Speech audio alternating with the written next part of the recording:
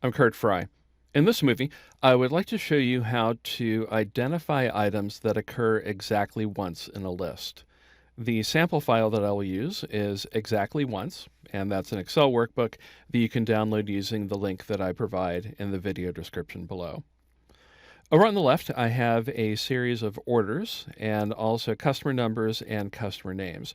And my goal is to identify customers that have only ordered from me once.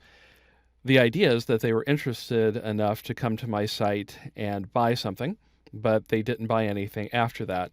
So I want to identify them, get in contact with them, and try to find out if there's a way that I can make them into a repeat customer. So let's see what that looks like in a formula. I'll click in cell F3, type an equal sign, and the function we will use is unique.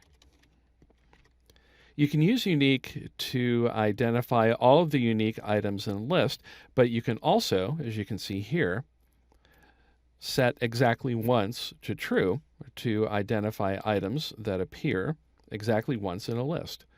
So I have the array, and that is customer name. I could use customer number, but in this case, the name is human readable. So I will select that column of the table. You can see that the mouse pointer changes to a downward pointing black arrow. I have orders, and then customer name is the column. Then by column, I want to return unique rows. So that will be false, then a comma, and return items that appear exactly once, which is very useful.